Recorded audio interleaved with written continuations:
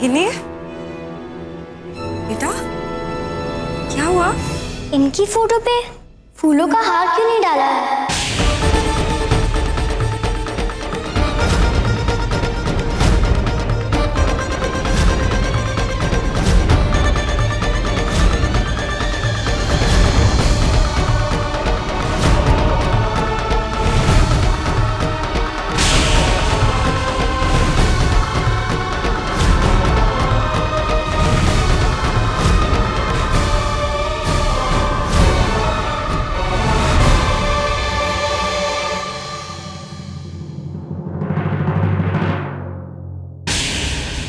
क्या बोला तुमने? बोल, क्या कहा? ईजा, आप इसे गलत मत समझिए। बच्ची है, जानती नहीं है क्या कह रही है। हाँ ईजा,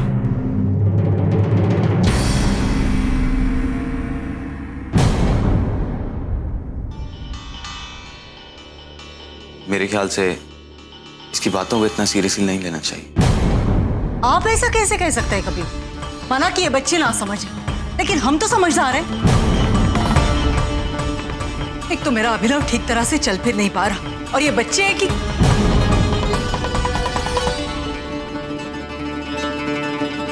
पर ये आपने इस बच्चे को इस घर में लाना चाहा, हमने आपका साथ दिया। इस घर के सभी लोगों ने इस बेसहारा बच्चे को सहारा दिया है। आज तक ये जो भी कर रही थी, जो भी कह रही थी, सब लोग बर्दाश्त कर रहे थे ना। लेकिन अब नहीं, अब तो हद हो गई। देखिए परी, अगर आप चाहती है कि ये इस घर में रहे, तो इस घर के संस्कार और तमीज इसे सिखानी होगी। समझ रही हैं आप? आज अभिनव के बारे में इसने ऐसा कहा, कल और किसी के बारे में कह देगी। घर में और बच्चे भी हैं, क्या असर पड़ेगा उन पर?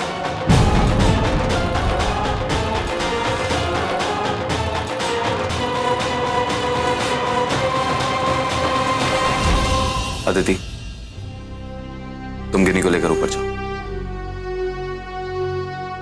चलो।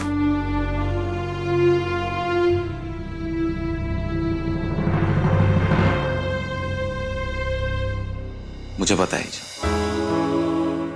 गिनी का तौर तरीका थोड़ा अजीब, वो भी बहुत छोटी है और अब तक बिल्कुल अलग माहौल में रही है। मुझे लगता है आपको उसे थोड़ा वक्त और देना चाहिए। और मैं आपसे वादा करता हूं कि आज जो बात हुई है वो दोबारा नहीं होगी।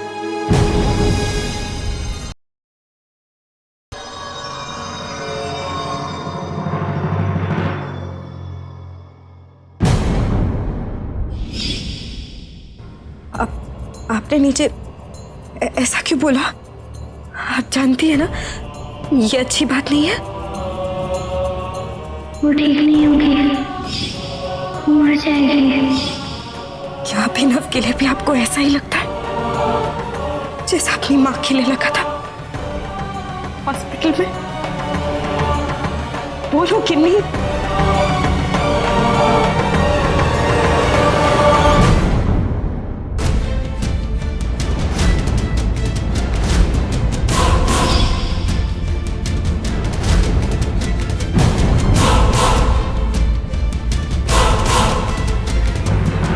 कबीर, मुझे लगता है कि हमें अभी हॉस्पिटल फोन करके अभिनव की तबीयत के बारे में पूछना चाहिए। अदिति, तुम भी ना, अभी डॉक्टर्स ने बताया कि अभिनव ठीक है, तभी तो उसे डिस्चार्ज कर रहे हैं। तो फिर दोबारा फोन करने की क्या जरूरत है? जरूरत है कबीर, क्योंकि गिन्नी ने अपनी माँ के बारे में भी ऐसा ही कहा था। डॉक्टर ने तो बोला था कि वो बिल्कुल ठीक है और कोई प्रॉब्लम नहीं है, लेकिन अचानक वो गुजर गई। कि मुंह से निकले भी हर बात सच हो रही है कबीर। बिल्कुल सही कह रहे हैं ये। उस लड़की ने जब भी अपना मुंह खोला है ना, तो किसी ऐसी बात के लिए खोला है, और फिर वो बात सच हुई है तुरंत। अब उसी दिन देखिए, कहने लगी कि डॉक्टर क्यों नहीं आया, और अचानक से इनके पेट में दर्द शुरू हो गया है ना। और फिर खिड़की पर मुझसे कहने लगी कि यहाँ से हटो, यहाँ खतरा है, और अचानक वो पत्थर खिड़की तोड़कर अंदर आ गया। एक्चुअल में गड़बड़ होने से जस्ट पहले उसे भनक लग जाती है। बस भी कीजिए आप लोग, कुछ नहीं होगा अभिनव को। मैं उन्हें कुछ नहीं होने दूंगी, समझ गए आप? मैं अच्छे से अच्छे डॉक्टरों से चेकअप करवाऊंगी उनका, ठीक हो जाएंगे वो बच्ची कुछ नहीं कह रही, बकवास कर रही है, वो कोई भविष्यवाणी नहीं है, समझ रहे हैं?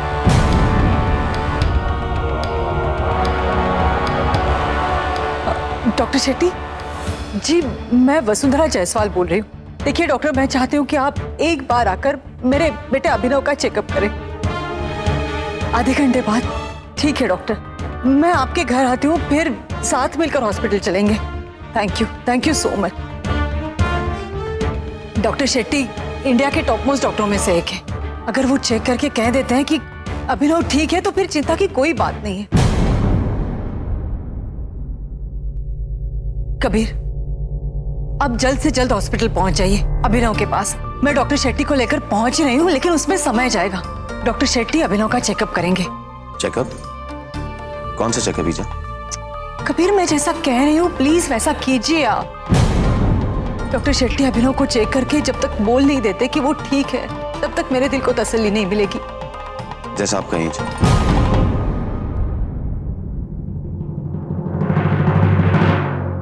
देखिए, आप लोगों को चिंता करने की कोई जरूरत नहीं है। मैंने कहा ना, अभिनव को कुछ नहीं होगा, वो ठीक हो जाएंगे। जैसे मैंने कहा था, उनके वापस आने के बाद जश्न मनाएंगे, तो वो वैसे ही होगा। जुबान कितनी भी काली हो, लेकिन इस मां की ममता के आगे जीत नहीं सकती।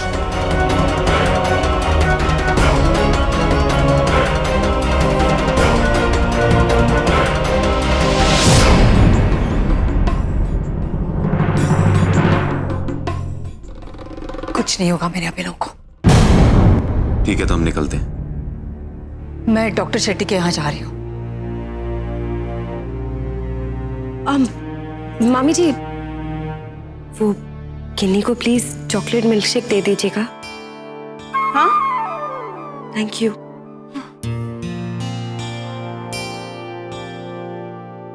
मैं उसे कोई मिल्क शेक नहीं पिलाने वाली। अगर उस लड़की ने मुझे देखकर कुछ कह दिया तो, अगर उसने कहा कि मेरे गले में हार चढ़ा क्यों नहीं तो, या उसने मुझसे कहा कि मेरी मांग का सिंदूर मिटा क्यों नहीं तो, मैं उसे अपना चेहरा नहीं दिखाऊंगी। बिल्कुल। क्या कर रही हो? खूब भी डरती, मुझे भी डराती हो। चुप करो।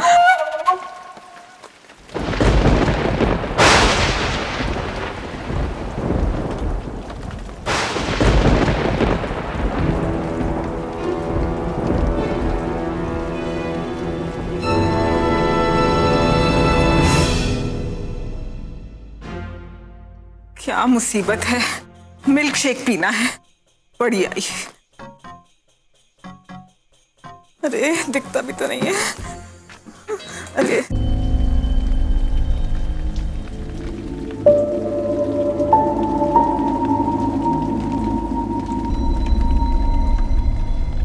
ये मुसीबत भी मेरे ही सर पड़नी थी। काम के टाइम पे सारे नौकर भी गायब हो जाते हैं।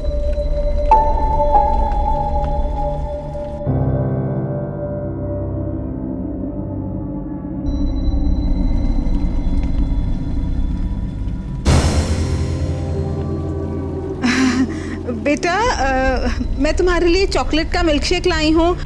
मैंने अपने हाथों से बनाया है। रानी बिटिया, पी लेना। हाँ, ठंडा ठंडा है, यमी यमी।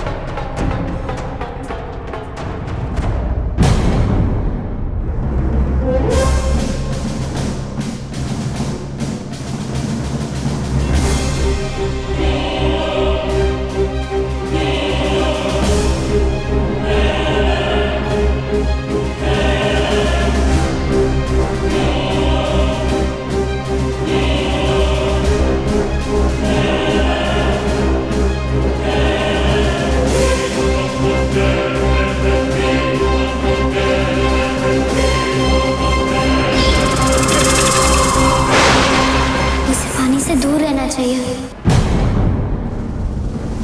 उससे पानी से खतरा है। पानी से दूर रहना चाहिए। कोई पानी के पास नहीं जाएगा। सुनो, पानी से सबको खतरा है। अरे ये क्या है? तुम ऐसे क्यों बाहर आ गए? अरे तुम बाहर चिल्ला रही थी एक्चुअल में कि पानी के पास कोई नहीं जाएगा, खतरा है। मैं आधा नहाया हुआ था, बाहर निकल आया, और जब डर के बाहर निकल आया हो तो तुम खुद ही पूछ रहे हो कि ये क्या है। अब ठीक है, आ गए हो तो जाकर वापस नहा लो।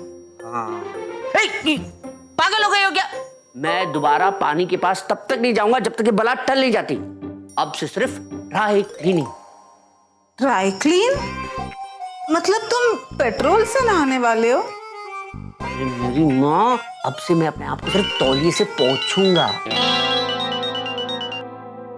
हेलो हेलो मामी जी, वो गिनी ने मिल्क शेक पी लिया ना? अब मुझे क्या पता उसने मिल्क शेक पिया कि नहीं पिया, लेकिन हाँ उसने कहा है कि उसे पानी से दूर रखो।